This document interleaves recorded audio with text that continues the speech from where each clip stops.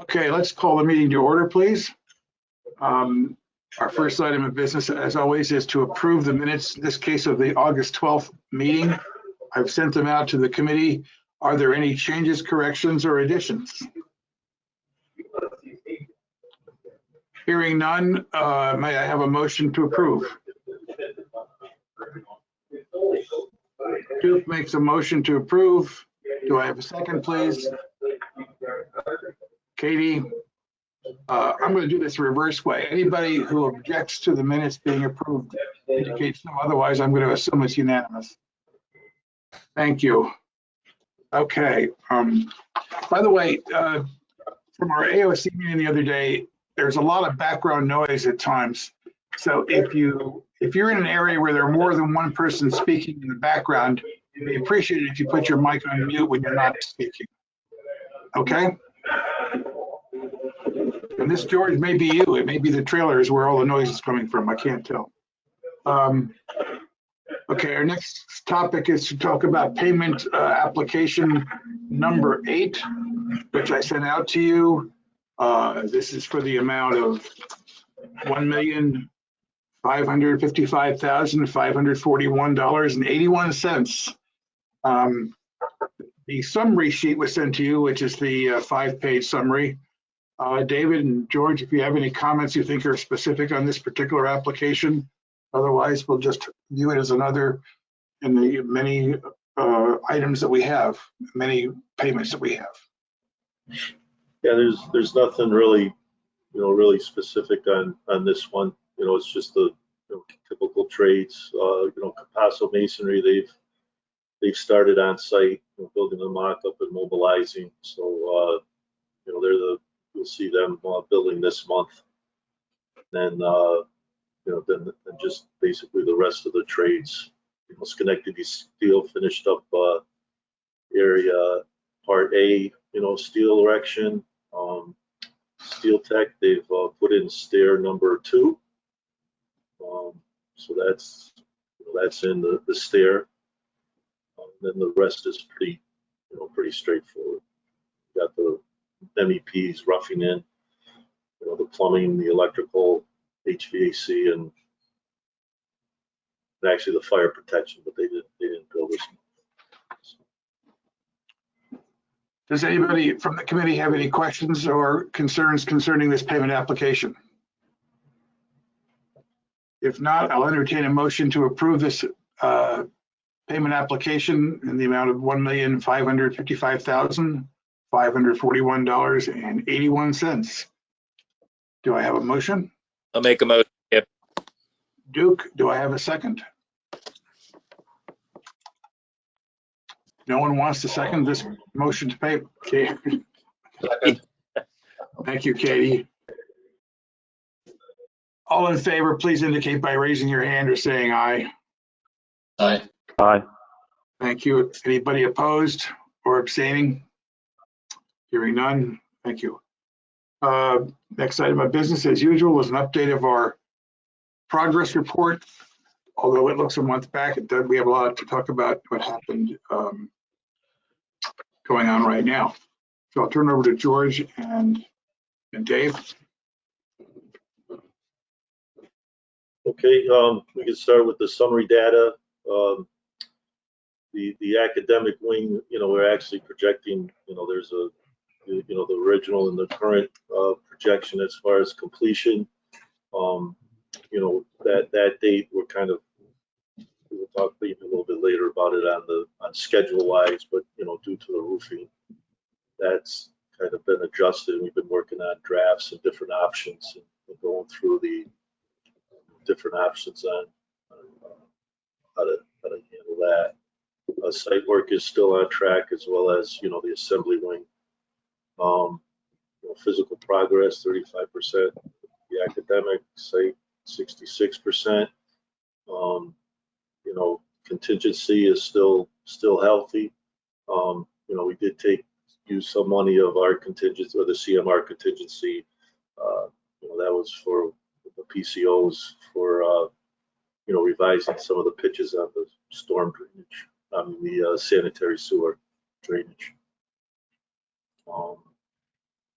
That's just the report. Change order logs. Hey, George, quick question on that. So, Sure. am I reading that summary right, that we no longer expect to be able to move into the academic wing over April break?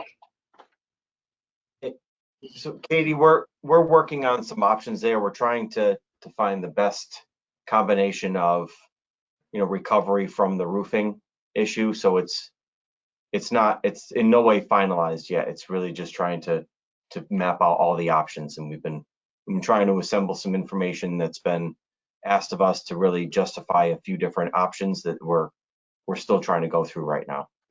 So I'd say that date on there is really a draft type date. We had we know that it's not the exact date that was originally scheduled, but it's a work in progress. Okay, and my apologies if I missed something, but what was the roofing issue? Well, just the delays with the material on the insulation. Yeah, Katie, the background on that was that the manufacturer of the insulated roofing uses a particular chemical compound, which the suppliers of that chemical compound started to declare force majeure, I forget how many months ago, because there was such a shortage of it in the entire nation.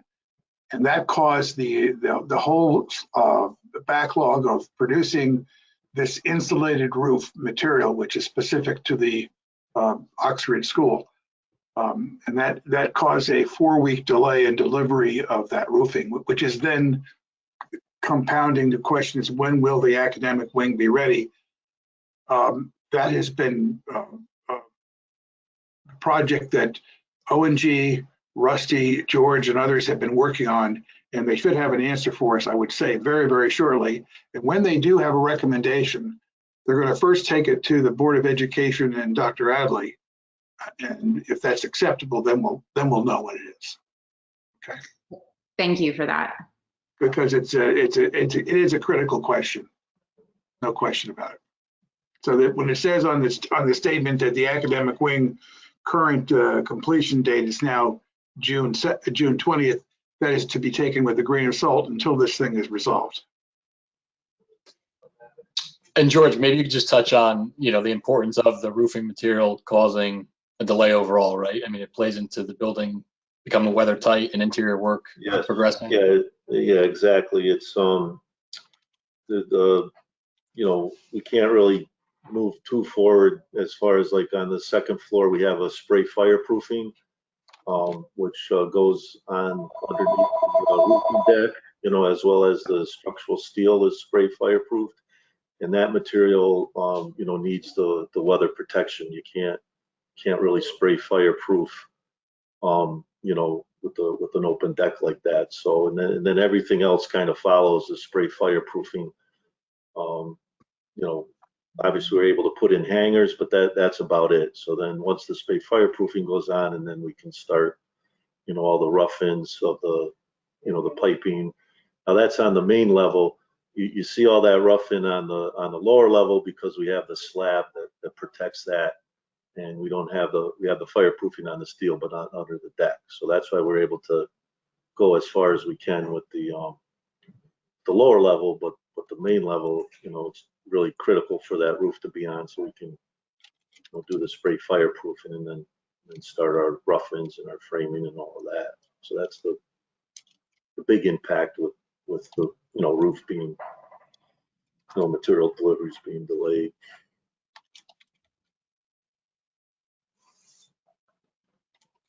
Thanks, George. Yep. Go ahead with your report then with regard to the. Yep. Trade allowance logs, still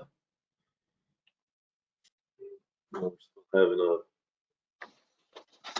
we still have the balance of about 363,000 in our trade allowance logs. So there was, a little, some used for the general trades, I believe this month, for the temporary toilets and such, but and then there was some also used on the structural steel, but the balance is we're still carrying over about 363,000 on those trade allowances. And does everybody understand that the trade allowances, these are the allowances that were within the bids that each subcontractor gave. So these are not project allowances, which are over on our side. These are with regard to the individual subcontracting bids. They were required to put any allowances that they felt were necessary. One was required was to plan on having 2 Saturdays a month of work, for example, of labor. So they had to put that in as well. Am I speaking correctly on that, George? Correct. Yep. Okay. So it's different than the project allowances, which were allowances of concept, but never specified to any one particular contract. And cost schedule impacts. We did talk about the the roof insulation deliveries of the 4 weeks. The original delivery was the 16th, and actually today is the roofing's been delivered. So, and then we talked about the the impact of what what activities got impacted. There was about 9 or so RFIs issued this period. None really impacted schedule or anything like that. No new PRs, proposal requests, or no PCO that was in for review was the soffit panels, but that has since been accepted. So that's been reviewed and I believe accepted. So it was schedule activities. As we said earlier, we were in the process of doing a schedule assessment and revisions due to the roofing insulation, and we're very, very soon that will be complete, presented. Procurement issues summary. Air handling units curves. They were delivered to Ferguson's Mechanicals shop, and not this Saturday, next Saturday, I believe the 27th. They're scheduled to come in and set those curves on the roof. Main electrical gear still set to be delivered. The end of the month. I believe it's going to be delivered to a testing agency that tests the gear before it gets here. So probably show up on site a week or so.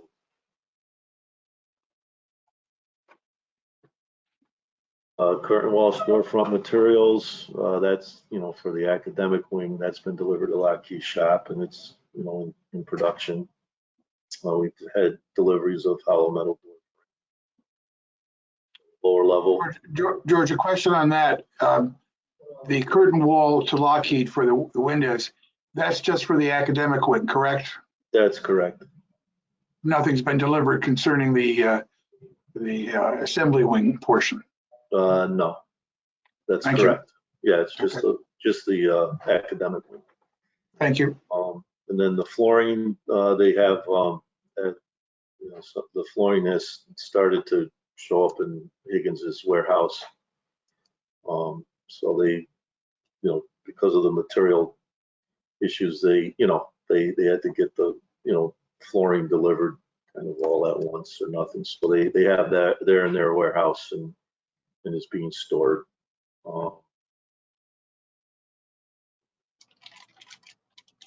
So overall, George, have we had any other than the roofing delay, have we had any other subcontractors talk to us about unforeseen price increases that they want to be looking for relief from? No, it's just, other than the delay, but there has been no, price increases or anything like that. There was early on with the the reinforcing steel with the concrete and the wire mesh, but that was worked out. So, but none of the others, the mechanicals or electricals, Obviously, the flooring, they have their material. I did talk to the cabinet casework Novia last week, so they don't seem to have any big issues with the materials and stuff. So but we're Okay, still, thank you. continuing to follow all that. Yep.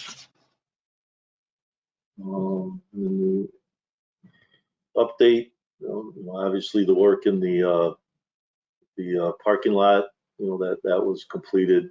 The water mains, the storm, and the sanitary sewers, creating temporary curbs and sidewalks, line striping, and then they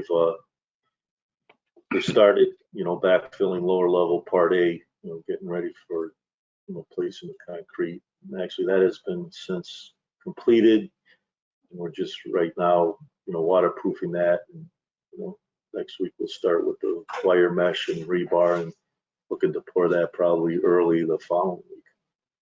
Place that slab. The part C, continuing with the light gauge metal framing and the roughings of the ductwork, electrical, and then the framing of interior walls. B, same, continuing with the exterior and interior studs, and continuing roughing in with the ductwork, electrical. And then we also, as I was saying, since started the roughing for the sprinkler system. And part A, steel's been completed, the elevated slab. We've been backfilling and prepping for the lower level slab. It's just the different trades and their activities. George, I'd like to, I think for the public who are listening or who'll be looking at the Vimeo, I think that I'd like to hear from Dr. Forshaw concerning the parking lot redo for the students and the parents. Sure, it's been great. We met over the summer to finalize plans and make sure that buses could get in and out seamlessly. We've increased the number of spots for families and staff. It's been much smoother this season than it was last year when we had to make do with what was available to us from December to the end of the year. So a little more planning and foresight has yielded better results for families and staff this start of the school year. So job done. Good. We'll show a picture of that shortly. Yeah. Okay, and then these are the PCOs. Actually,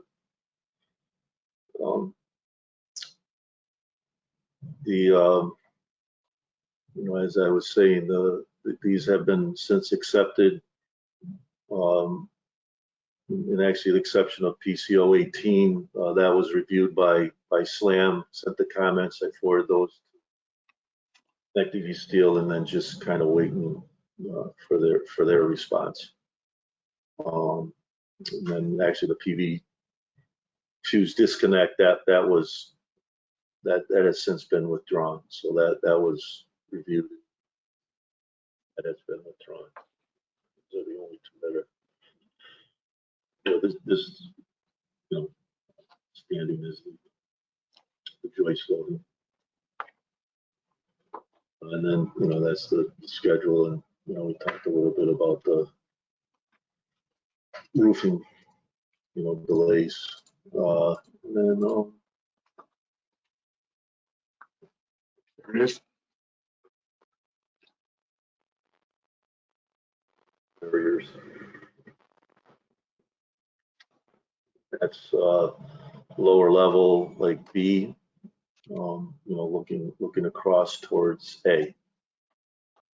So, and actually we're using this, it's called, Multi-Vista, so it's a web-based program. And if anyone wants access to it, we can give them access, but it will show, they come and they take photos at the end of each month. And then what they do is, they'll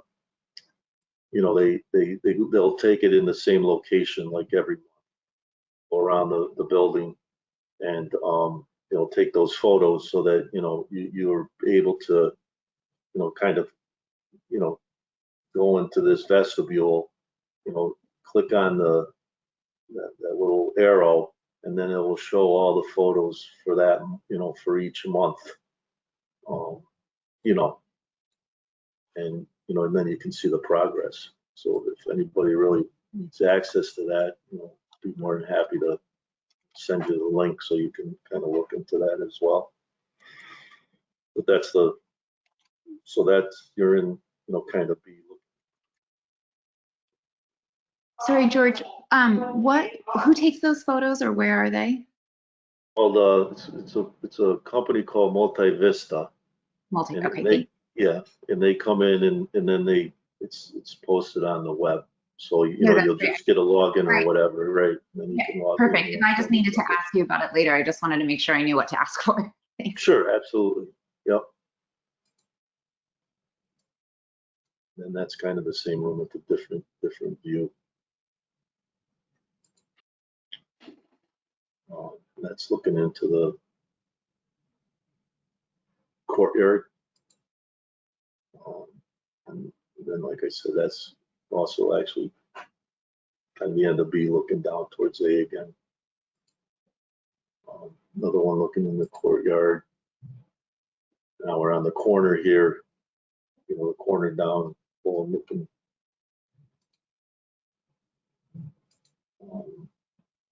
There's in the courtyard.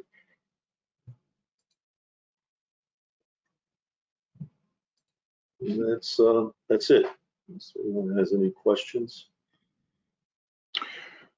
George, I just had one concept question because in every monthly report, there's a discussion about in-scope changes and then out-of-scope changes. What is the fundamental difference between in-scope changes and out-of-scope? How do you classify the two? Well, out-of-scope is something that's not on the drawings or in the specifications. So if the owner, if you want to, make a change that's not in the documents or in the specs, that's we call that out of scope. So that's basically would be more or less funded from the owner's contingency. If you want to, for example, a lot of the PRs that are issued, we would consider those out of scope. It's not something that's in the original documents. And then an in-scope change is something that, it was either shown on the drawings, when we put together the bid package and stuff, we didn't buy that out.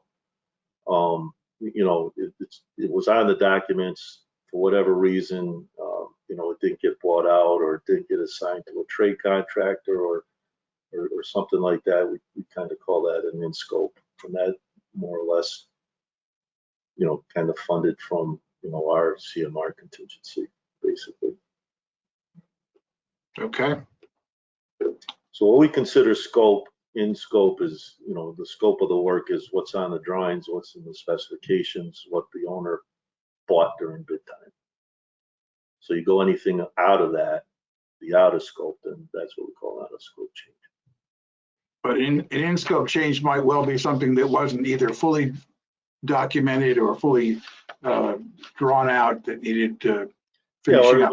Right. It was either right, or in fact, I came up with a situation like that this morning. There's some, I guess, pitch boxes that are shown on the roofing drawing, if you will, or on the architectural drawings.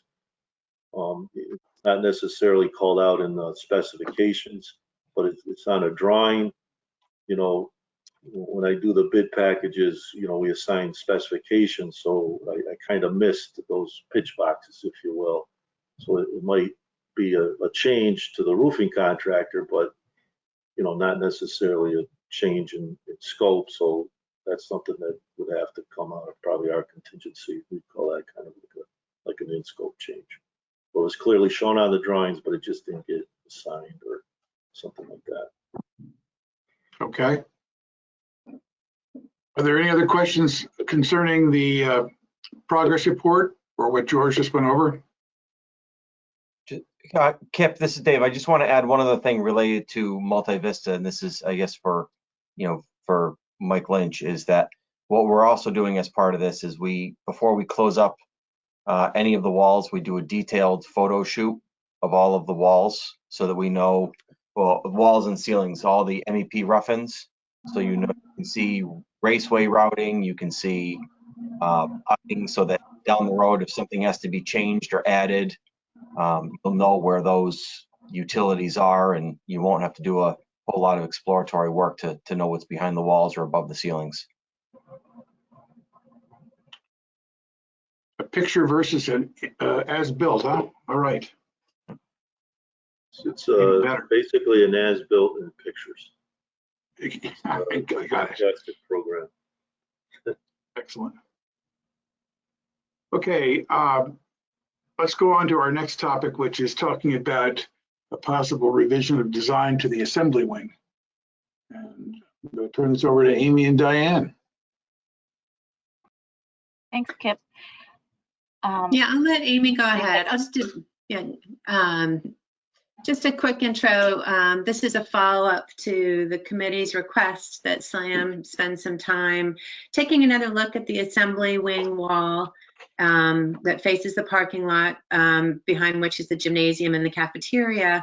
And SLAM shared with us some images of some ideas of directions we can go in. So I'll let Amy, she has some visuals to show us, and we came to sort of some general recommendations of how the committee should proceed with the design of this wall. Thank you. And if someone in control of the GoToMeeting can allow me to be the presenter. Oh, thanks. George, you want me to, oh, you, looks like George. I got it. Yes, thank you.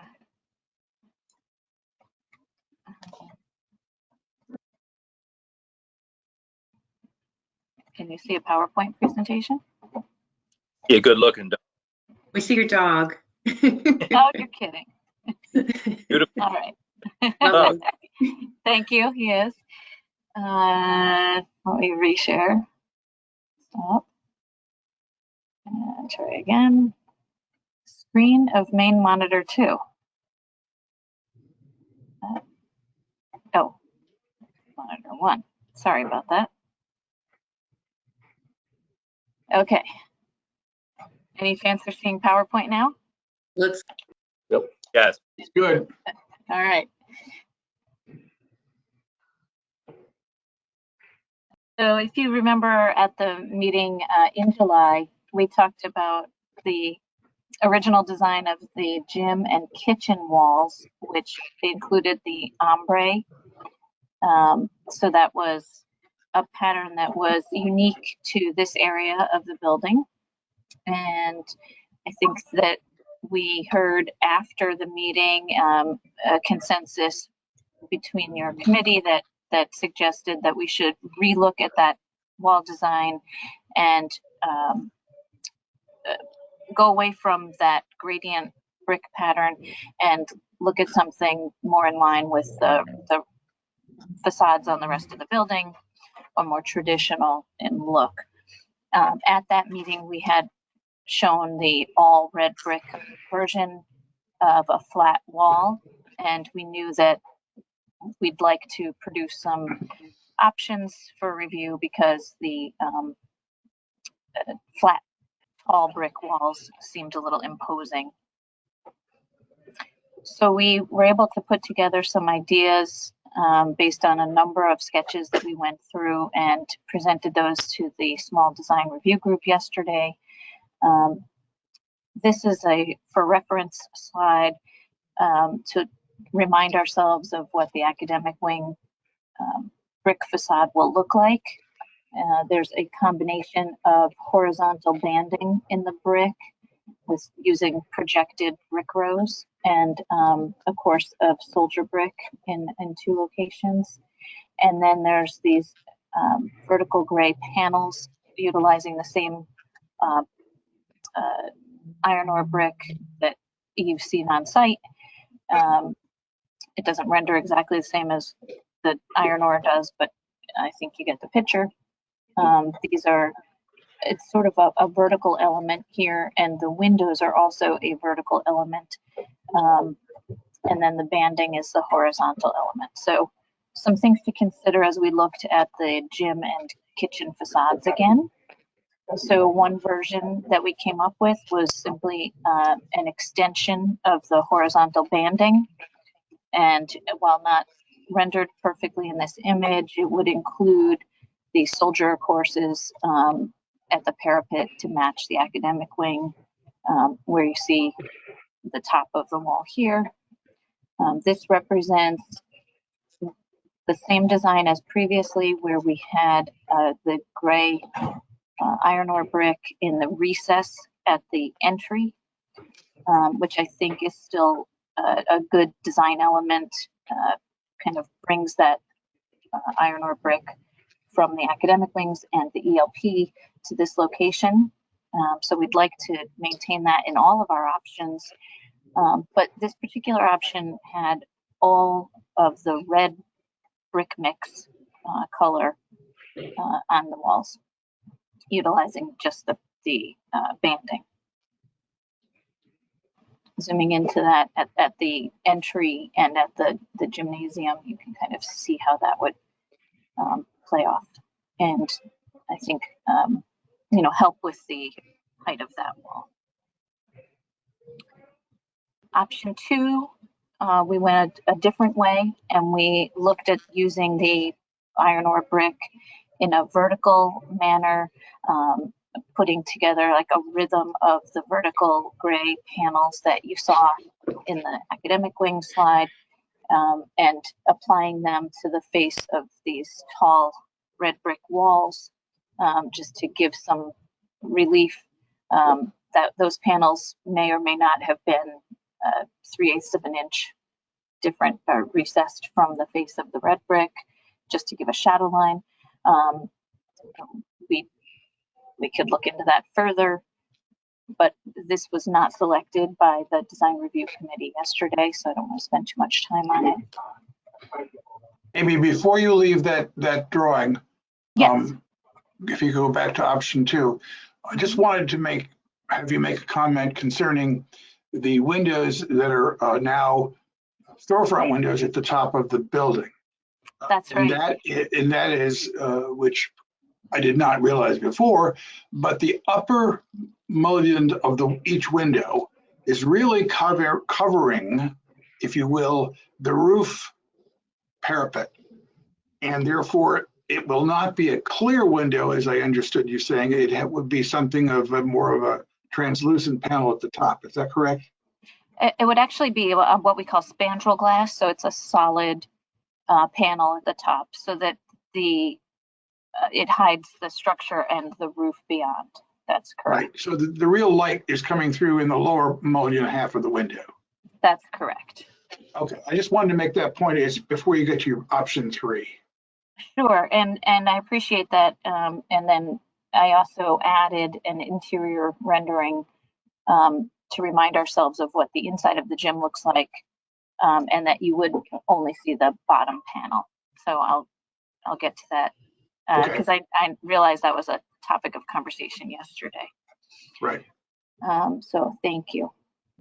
So again, this was bringing vertical panels to the facades, really to try to, again, relieve some of that long, tall brick wall from the little people getting off the bus, and their impression of the building as they enter at this main entrance for them.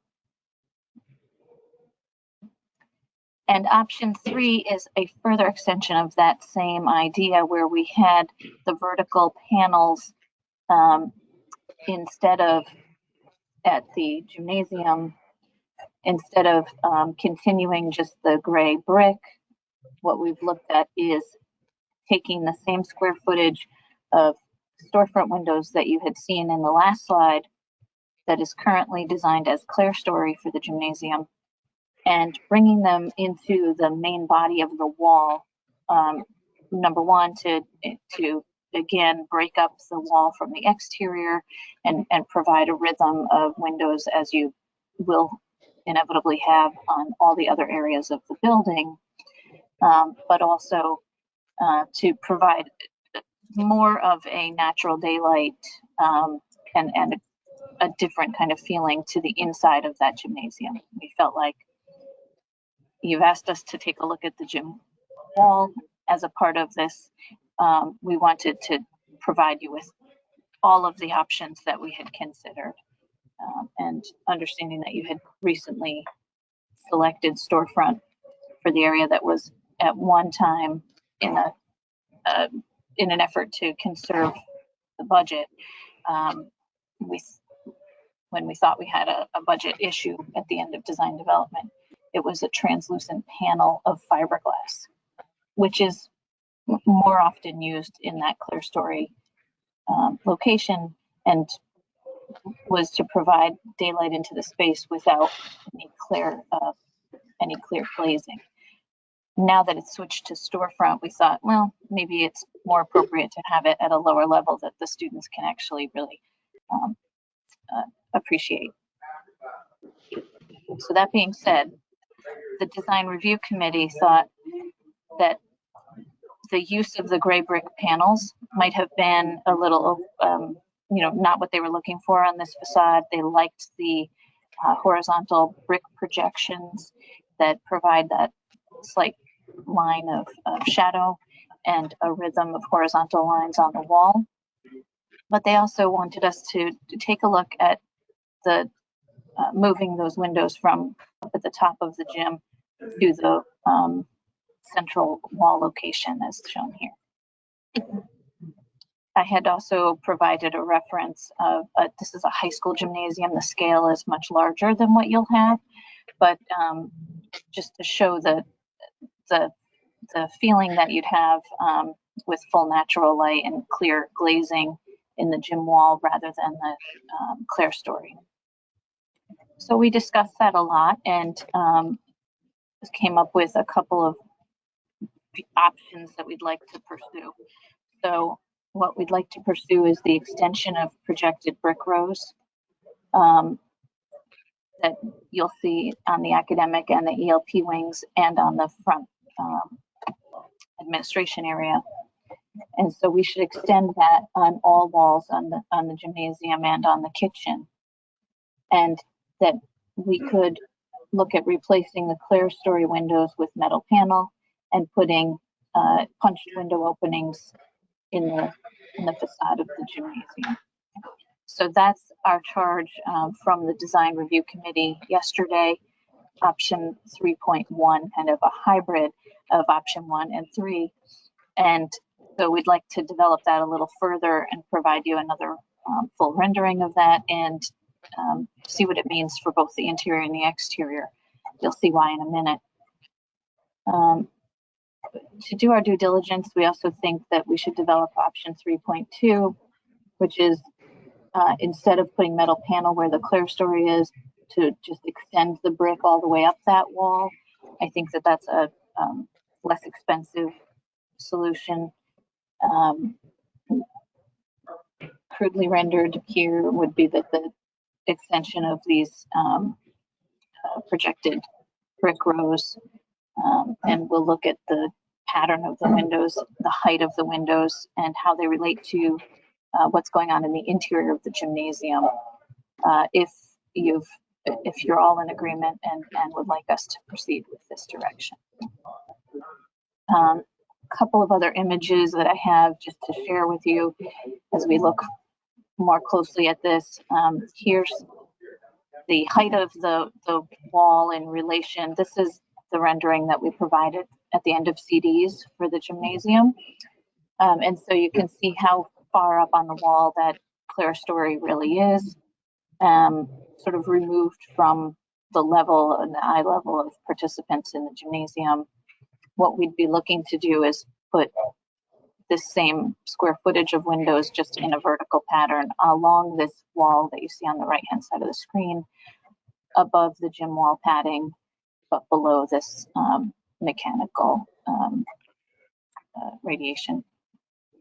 So for consideration.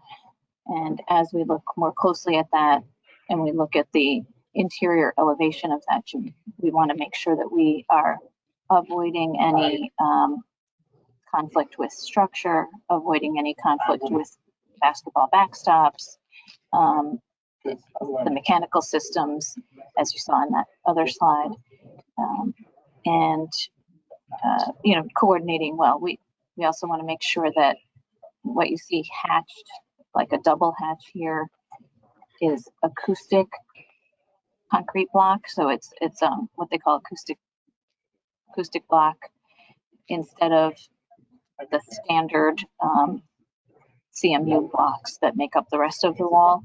And that really helps to dampen the sound in this big volume, as you might imagine, with a lot of kids running around. So adding windows here does reduce the amount of acoustic block, but we'd like to, you know, sort of replace that and make sure that we're not losing the acoustics that we had determined were necessary at the time. So there's, you know, more to consider than just what it looks like on the exterior, and certainly the number of windows, the square footage of windows, and the amount of brick and block that we are displacing will be a part of the conversation. So we want to make sure that we're not adding cost as a part of this consideration. So that's all that I have as far as a presentation goes.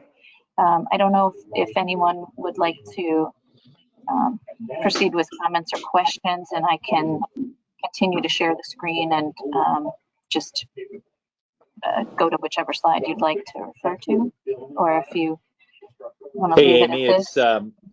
Amy, it's Duke. Just going back and forth there. Hey, it looks like the inside view has 4 windows, and the outside view that you have up now has 5 windows. Mm-hmm. So I think again, like, which is it?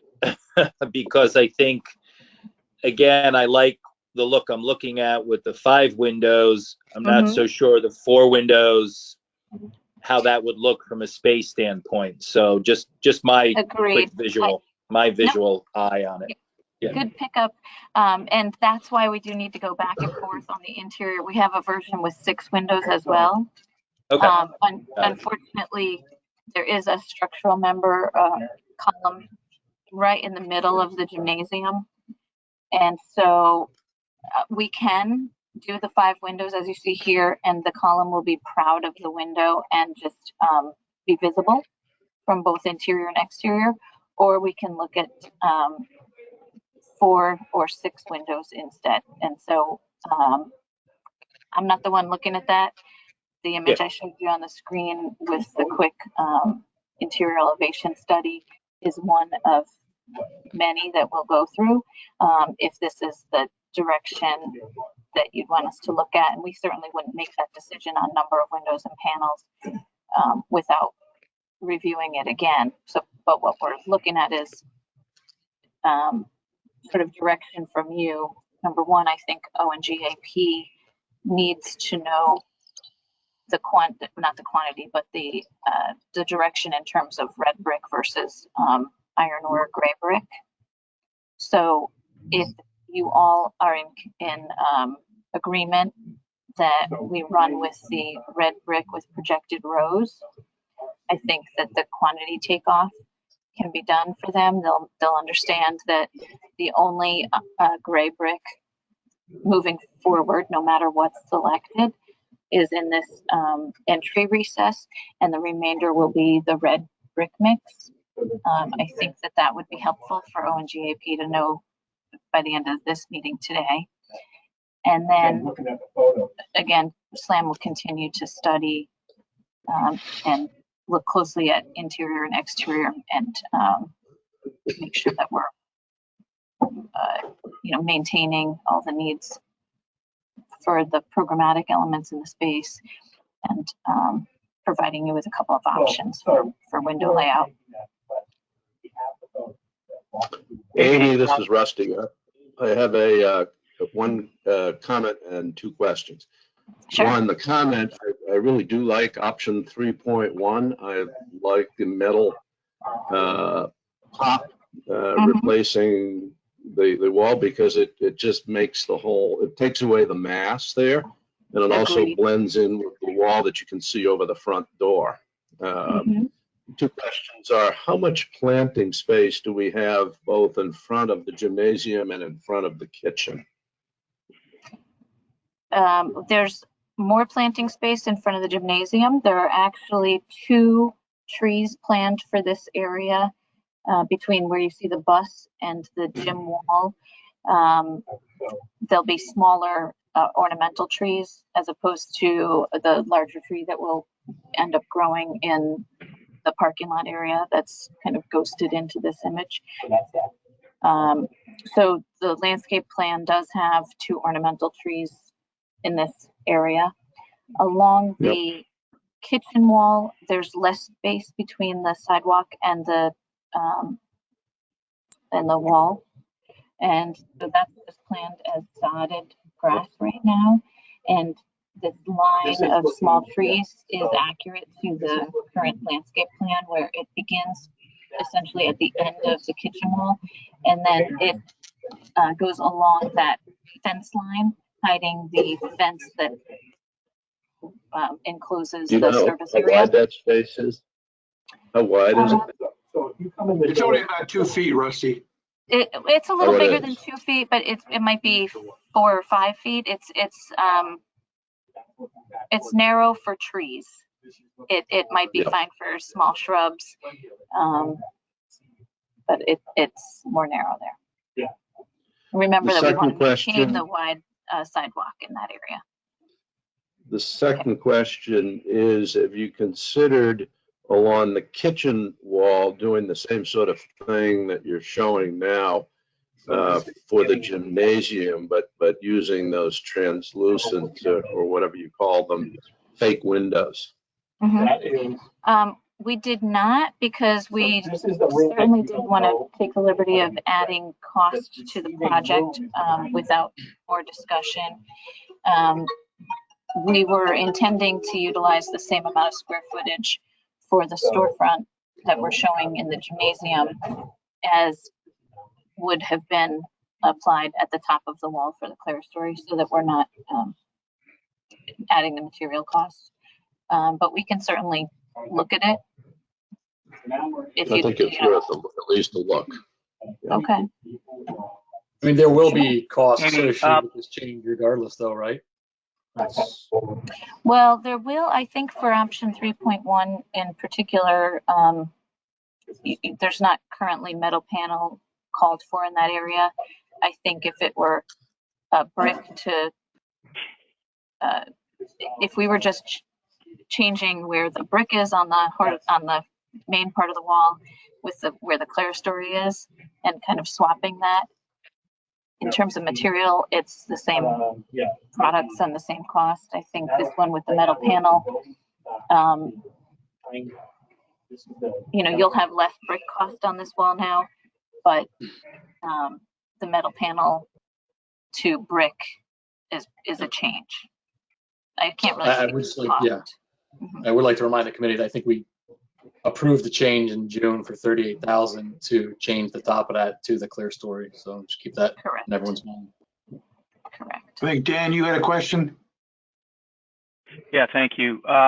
Is there a risk of breakage here, bringing the windows down to this level? I know we're talking about K through 5, but we used to have Little League tryouts at the town hall gym, and we used to use baseballs for that.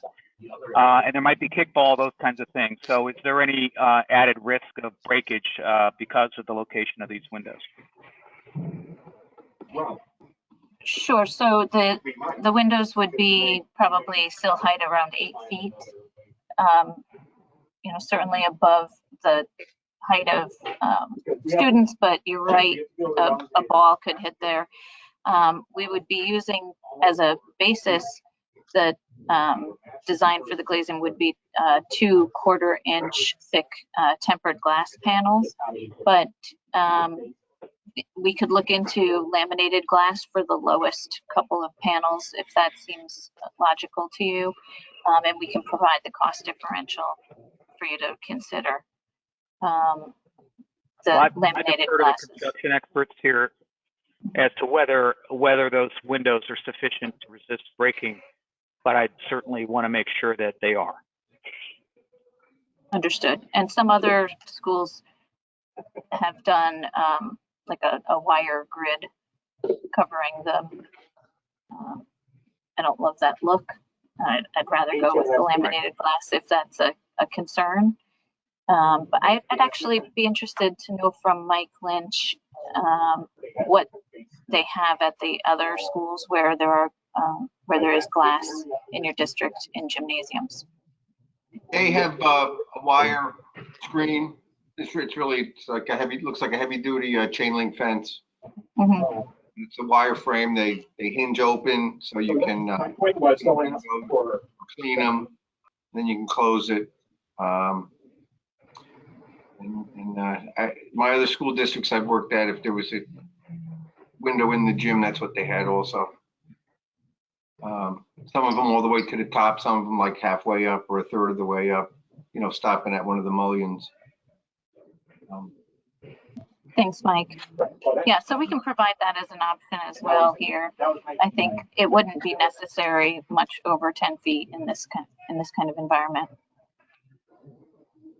Just FYI, at the ice rink, we use a heavy-duty clear netting, which is sufficient to stop hockey pucks that are fired right at it. And it's stretched very tight, and you can't see it. You can barely see it. Sounds There's like another something option an that hasn't architect been. would like. I'd Yeah. love to get the product information from you, Rusty. That'd be great. I'll get that for you. Yeah, that'd be preferable to the the iron or the metal fencing. Yeah. Agreed. The regional salesman, reach out to you. Hi, Amy. Thank you for the great summary. I think you did a nice job of pulling together what our discussion was yesterday and kind of bringing it to a recommendation for the committee. I wonder, Mike Lynch, if you could jump in and add your comments from yesterday. I thought that was really helpful for the group to hear yesterday, and I think for the committee to hear now about kind of your opinion on schools where we have windows in the wall of the gymnasiums versus clear story windows. When you have a clerestory window, the sunlight stays up at the top. The natural light doesn't really filter down to the floor area where the kids are, and they're small kids, so there's not, you know, they're not in a lighted area because there's a clerestory window. But when you have the windows on the wall, you get sunlight coming in on the gym floor. So even if the lights aren't turned on or the lights are on, it's a brighter environment for the kids to be in. You know, we have the gyms. 2 gyms have windows. 1 gym has a big skylight that's currently being replaced. And there's definitely they're definitely brighter than the gyms that don't have windows in them. You know, it's just a factor of a lot of things, including the lighting. The lighting isn't as much, you know, candle power per square foot as like a classroom or an office would have. It's a little less. So I think it's a brighter, safer environment for the kids. And the windows are up high. They're not really in the way of, you know, danger of a kid running into them and getting cut or anything like that. We have clerestory type window glass in the gymnasium at middle school, and it doesn't really make any difference with the actual brightness of the room where the people are.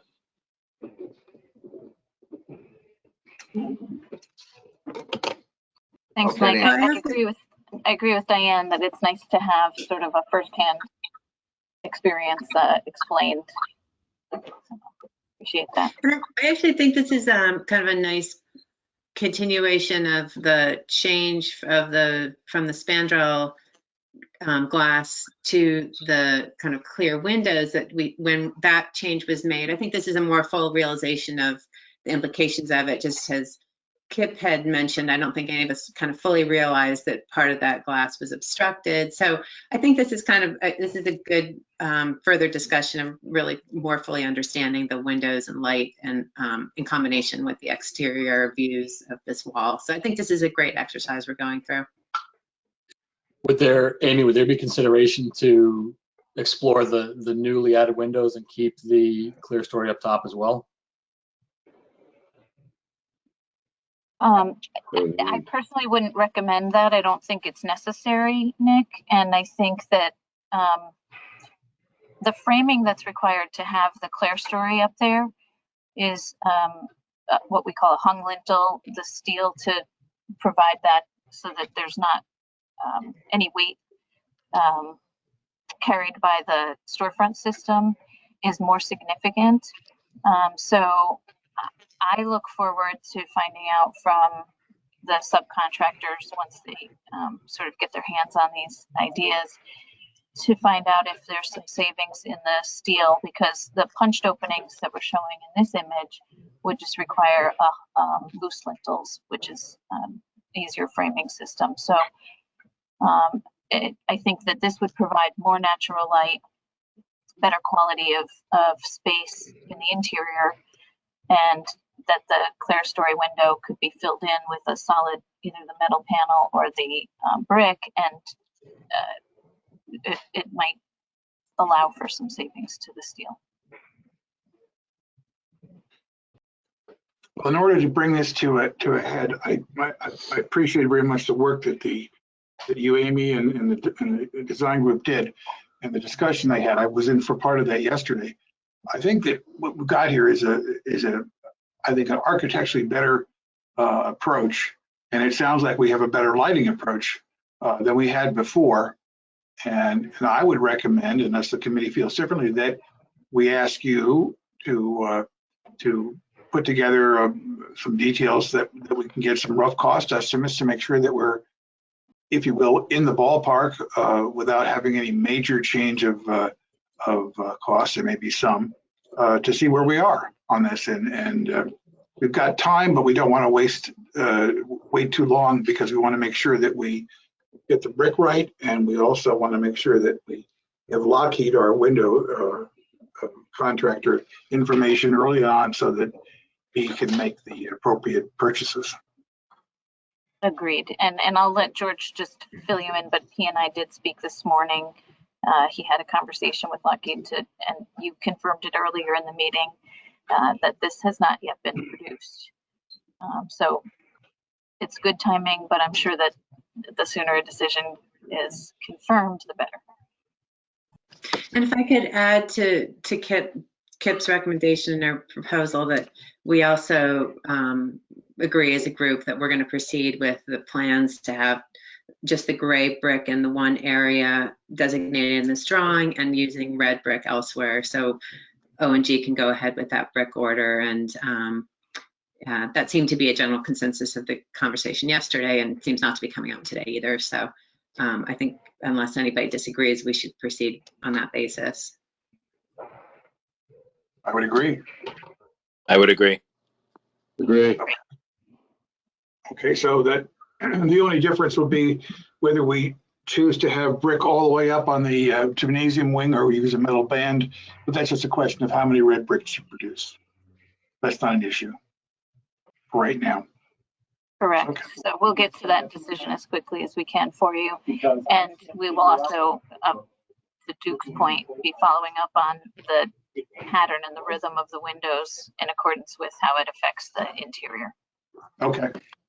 Yeah, the only thing, Amy, I think we'll have to rank that both, but I do something about the visual that's in front with the metal band that kind of softens the whole thing a little bit for me. That's just my 2 cents from a committee standpoint. But it's nice work all the way around. I think we're headed toward a good place. Thank you. Thank you. Okay. I think I understand. Dr. Adler, do you have any points of view on this? I actually like the inclusion of the windows if it's feasible from an aesthetic and also light point of view, and I think it's a better solution, to be honest with you. But again, provided we can solve all the other issues of breakage and so on and so forth, and location, I think it's nice. Yeah, I agree. I think there's a nice compromise. The only other piece I'd ask, and we can talk about this further, is that the specifications for security that we've discussed in other windows are relative to these new windows, and I'm sure that will be thought about. But just to note that we're making sure that the same security treatment we've discussed for the windows around the other part of the building are still on this new section as well.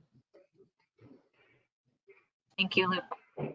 We'll make sure to consider that. I think that these are above the height of where we were concerned. We were looking at any windows that are at grade for a kind of higher level of security. So I think we're in good shape here.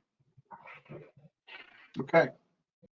Well, I think you've got, unless I hear differently, I think you've got the marching orders from the committee to give this some quick examination and come back with some reasonable numbers that we can, even if they're just approximations, to make sure that we're in the ballpark in terms of that we haven't dramatically increased the cost of our project.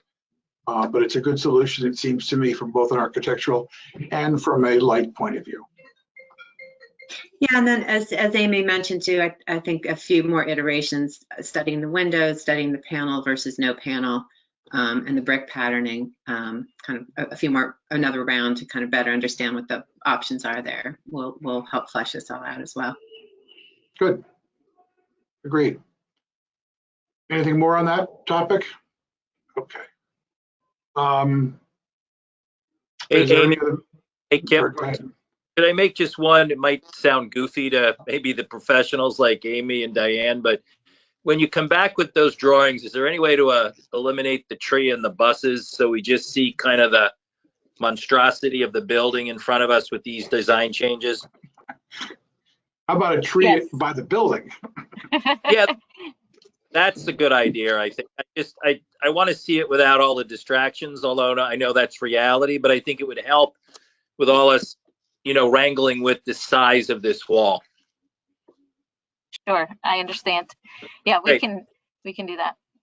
Thanks. Mr. Chairman, just a reminder, it was mentioned yesterday, it may have been concluded at the end of the meeting, I don't know, whether this needed any other further commentary from any other committees in the town in terms of changing the outside of the building. Perhaps not, but just if we have to do that and get clarification on that, maybe we can do that. We shall definitely make sure that Mr. Sean Brown looks at these renderings very quickly. I'm sorry he's not here today. And Good.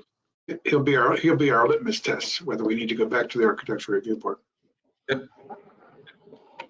Okay. Is there any other business that we need to discuss today concerning this project? Hearing none, and I know that you'll hear back from us shortly concerning the schedule change, which is what Katie was referring to originally when we talked about that, because of this roof delay. Okay, we should have that. We should have that information. Be able to present it to Dr. Adley and to Duke within, I would say, several days, and they can review that and come back with a recommendation. Is there any public comment? Hearing none, I will entertain a motion to adjourn. Katie, you have some? No, sorry, I just had one quick thing I just wanted to add before we adjourn. The Oxbridge PTO has asked for the building committee to provide a small update as part of their sort of back to school event, including other topics, on October 7th. So one, just wanted to let the committee know. And I think that we had talked at the last meeting also about kind of working together to provide an easy to understand kind of summary of how we got to where we're at right now, especially for new families, and just with an update of what happened in the summer. So that's really kind of the idea of this also. Oxbridge has had a wonderful influx of new families. Duke, what did you say the other day? 50 new in the district and 44 at Oxbridge? 44 new at Oxbridge out of 51 new So people Wow. are definitely noticing what is going on over there and want to be part of it, which is amazing. That being said, they might not have necessarily been around for the past couple of years. So just, you know, an overview kind of as to what's going on. You can imagine what it would feel like to be new to town and drop your kid off at kindergarten with that construction. So that's October 7th, which is actually before our next meeting. I just checked on October 14th. So would be great if we can just, as you said, Kip, make sure that we have those updates on timing ahead of that. Good, we will do that. Work on that. Great. Is there a motion to adjourn? Motion. Diane, Second by Duke. Duke, Thanks, all in Kip. favor? All in favor, raise hands. Thank you all very much. Appreciate the Thank- meeting. Nice job. Thank you, everyone.